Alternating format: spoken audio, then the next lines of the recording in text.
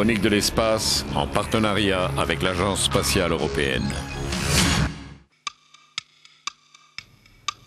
Grâce à ce pendule, le physicien français Léon Foucault a mis en évidence la rotation de la Terre autour de son axe. C'est une question de temps et de mouvement, les données fondamentales de toute forme de navigation. Et comment se repérer au XXIe siècle? Grâce au système de navigation par satellite, à partir de 2012, grâce à la constellation Galileo. Aujourd'hui, Galileo est défini de façon complète. Il s'agit d'une constellation de 30 satellites disposés à environ 23 000 km d'altitude sur 3 plans et qui permettront à chaque usager en chaque point du globe d'avoir en permanence 4 satellites en visibilité, lui permettant d'avoir un positionnement complet et précis. Il existe à ce jour 2 systèmes de navigation ou de positionnement par satellite dans le monde, le GPS américain et le GLONASS russe, tous deux d'origine militaire. À partir de 2001, par souci d'indépendance, la Commission européenne a chargé l'ESA, l'Agence spatiale européenne, de développer le projet Galileo. Il a fallu du temps pour lancer la machine. Pendant que les discussions politiques, on peut le dire, s'éternisaient un petit peu, le travail avançait, donc la définition est maintenant totalement figée et on a déjà des éléments en orbite, en particulier le satellite Jovea qui a été lancé tout à fait à la fin de 2005.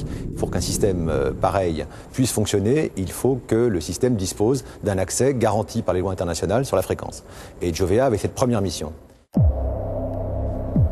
Lancé depuis le cosmodrome russe de Baïkonour, c'est en janvier 2006 que le petit satellite a commencé à émettre le signal tant attendu et qui garantit aux Européens la concession de la fréquence attribuée par l'Union internationale des télécommunications.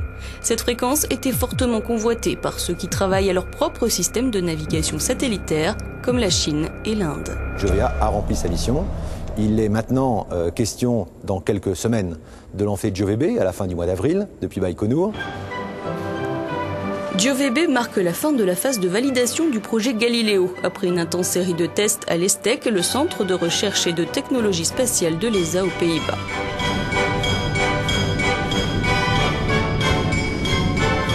Ce second satellite est lancé pour être mis sur la même orbite que celle destinée à la constellation Galileo. Didier Fèvre nous résume les objectifs de cette nouvelle mission. Ce satellite, qui est également un satellite expérimental, aura 2 particularités nouvelles par rapport à Jovea. Première particularité, il embarquera un maser, donc une horloge atomique de génération plus avancée, qui a une précision meilleure. Et deuxièmement, il embarquera le générateur de signal, celui-ci parfaitement représentatif du générateur de signal de la constellation Galileo finale. Et où parle-t-on le mieux de temps et d'horloge? En Suisse, bien sûr. Au musée de Neuchâtel, on peut toujours admirer les automates de Jacques Edrose, chef-d'œuvre de la mécanique de précision du XVIIIe siècle. Mais voyageons dans le temps. Neuchâtel a une très longue tradition horlogère. Donc on a connu le balancier mécanique, puis plus tard, avec une précision environ, une stabilité 100 fois meilleure, les petits quartz diapason. Plus tard encore des oscillateurs à ondes acoustiques.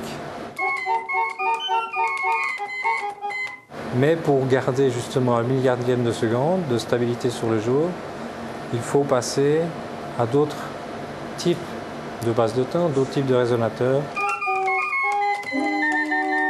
Et ce sont les atomes qui seuls peuvent nous donner une telle précision. Pascal Rochat est le PDG de la société chargée du développement des horloges atomiques de Galileo. Pierre Mossé est le chargé de recherche et de production de ces horloges.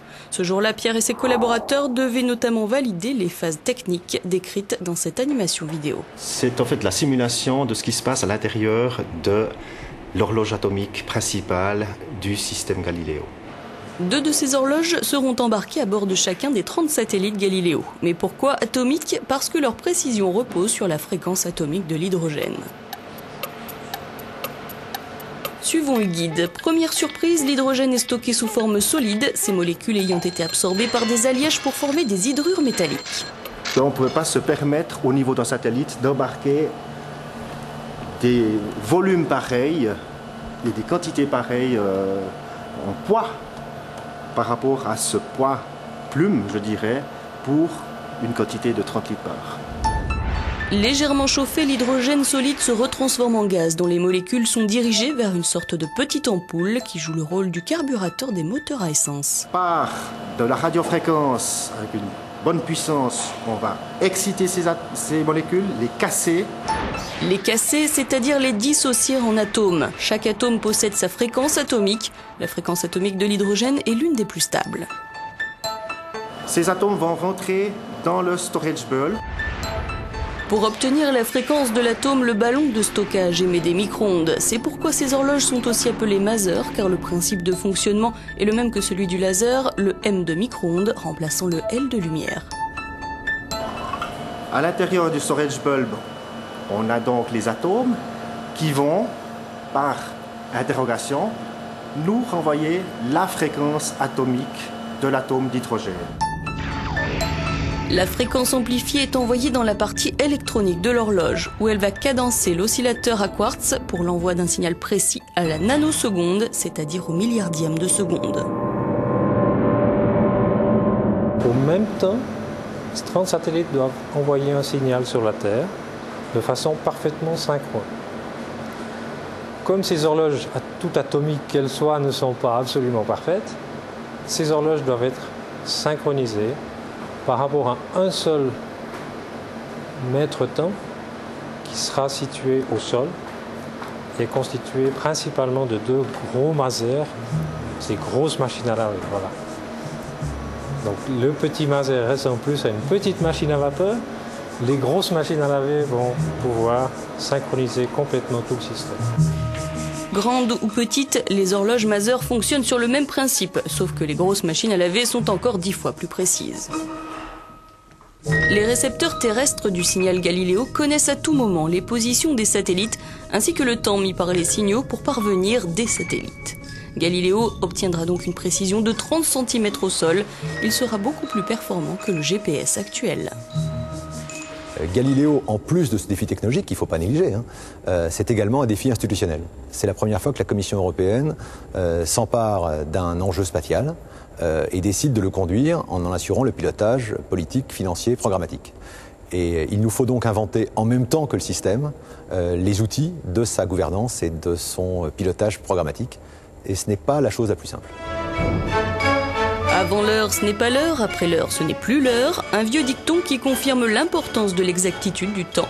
Et cette précision poussée à l'extrême sera le grand atout de la constellation Galileo.